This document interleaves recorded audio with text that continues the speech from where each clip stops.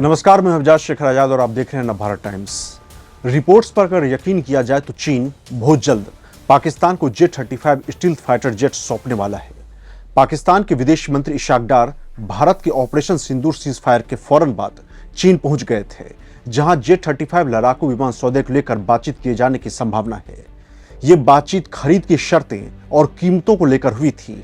हालांकि चीन क्या इतनी जल्दी एक ऐसे फाइटर जेट को पाकिस्तान को सौंप सकता है जिसका प्रोडक्शन उसने अभी शुरू ही किया है, इस पर डिफेंस एक्सपर्ट्स की संदेह बनी हुई है।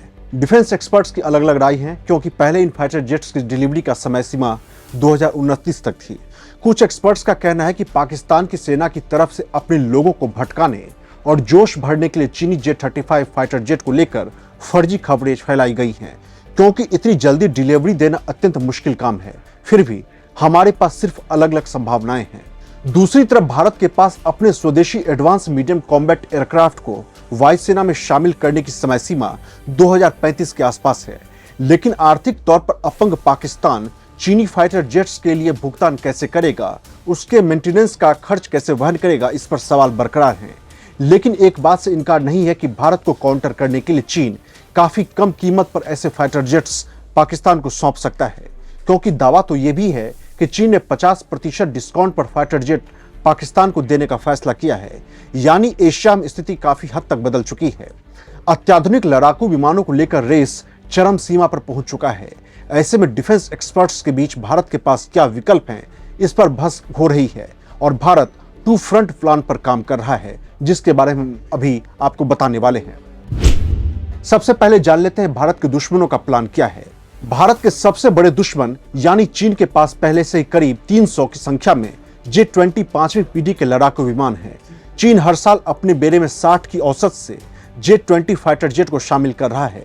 इसके अलावा चीन ने 26 दिसंबर 2024 को चेंगदू में 2 छठी पीढ़ी के लड़ाकू विमानों चेंगदू J-36 और शेनयांग J-50 का अनावरण भी किया था। उसका दावा है कि दशकों के रिसर्च एंड डेवलपमेंट के बाद उसने ये लंबी छलांग लगाई है। इसके अलावा दुनिया के बाकी देशों की बात करें तो अमेरिका के F-35 लाइटनिंग, F-22 रैप्टर और रूस के पास Su-57 स्टील्थ फाइटर जेट्स हैं।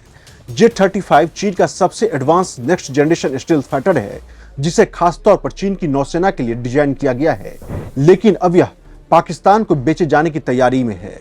इसमें AESA रडार, इंटरनल वेपन बे, स्टील्थ डिजाइन और नेटवर्क सेंसिंग वॉरफेयर क्षमताएं हैं। इसके आने से पाकिस्तान एयरफोर्स को भारत के Su-30 MKI और राफेल जैसे विमानों पर तकनीकी बढ़त मिलने की संभावना होगी। इसके अलावा छठी पीढ़ी के लड़ाकू विमान बनाने की भी रेस तेज है। 5वीं पीढ़ी के बाद दुनिया अब छठी पीढ़ी के लड़ाकू विमानों की दिशा में आगे बढ़ चुकी है।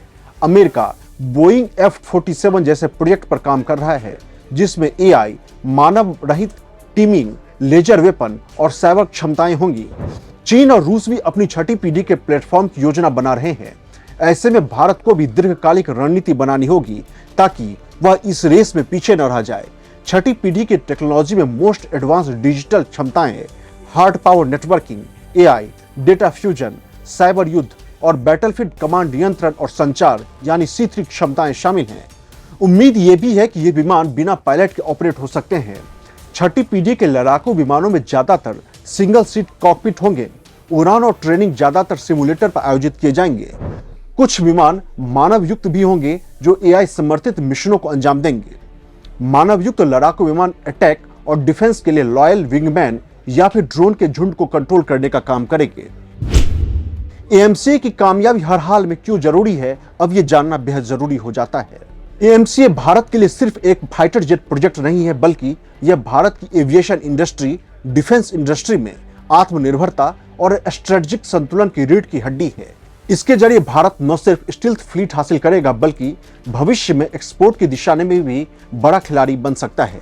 लेकिन अगर यह प्रोजेक्ट नाकाम होता है तो यह भारत को फिर से विदेशी निर्भरता में धकेल देगी और अब जैसे जियोपॉलिटिकल हालात बन रहे हैं या बन चुके हैं, आप किसी भी हाल में किसी और देश पर निर्भर नहीं रह सकते हैं।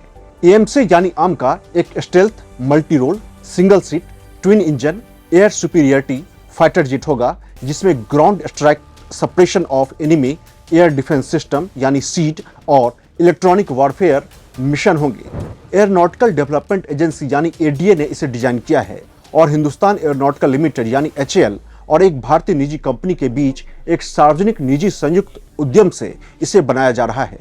इस प्रोजेक्ट की शुरुआती डेवलपमेंट कॉस्ट करीब $2 अरब यानी 15,000 करोड़ रुपए के आसपास होने का अनुमान है। 2035 तक इसका प्रोडक्शन शुरू होने की उम्मीद है। भारत का AMC प्रोजेक्ट 2 चरण का है, AMC MK1 और AMCA MK2। दूसरा फेज छठी पीढ़ी के लड़ाकू विमान बनाने को लेकर है, यानी AMC MK2 में मोस्ट एडवांस्ड स्टेल्थ क्षमताएं, electronic warfare system, pilot AI interface जैसी क्षमताएं होंगी। AMC डिजाइन को कम रडार क्रॉस सेक्शन और सुपर क्रूज क्षमता के लिए अनुकूलित किया गया है। AMC ने 2022 में अपने system level critical design review को सफलतापूर्वक पूरा किया था। धातु काटने का काम पहले ही शुरू हो चुका है। DRDO को उम्मीद है कि 2027 तक पहला प्रोटोटाइप उड़ान भर लेगा और 2029 में AMC लड़ाकू विमान की पहली उड़ान शुरू हो सकती है। पहले 3 प्रोटोटाइप का टेस्ट डेवलपमेंट फेज में होगा और फिर 2 टेस्ट मिसाइलों के साथ होंगे और कामयाब रहने पर उन्हें 8 से 9 महीने में रोल आउट किया जा सकेगा। विमान का बड़े पैमाने पर प्रोडक्शन साल 2035 तक शुरू होने की उम्मीद है।